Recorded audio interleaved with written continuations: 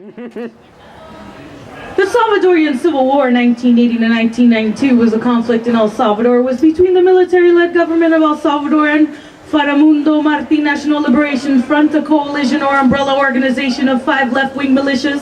Significant tensions and violence had already existed before the Civil War's full outbreak over the course of the 1970s.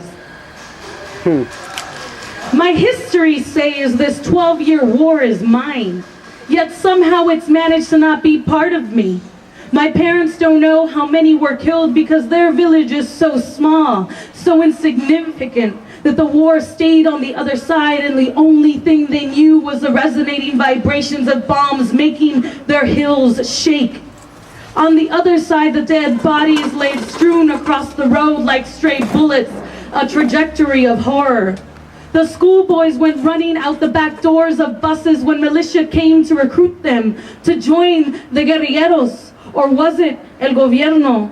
The only thing I know is it is a death trap. My grandfather was an informant for the wrong side. He was always on the wrong side, spent his life in disguise. It was hush hush, my mother said, or else he'd be dead. She said the silence was what mattered. The silence kept him safe. And I think of the silences of my life. I'm left with my dead uncle, dead, murdered dead, and he had gotten out of that small village and he became a lawyer, but before all that he was a guerrillero, un comandante, fighting to liberate his people, our people. I wish I could ask him to tell me all about it, and I wish I was 10 years old again and he still lived with us in our converted garage.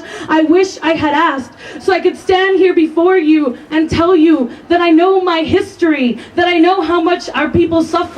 Instead, I know what you know, that blood was spilled by people fighting their own people, children fighting children, men who killed each other over their lives of dirt and work, lives of disease, lives that meant so little or so much to them that they were willing to give up the one thing they had left.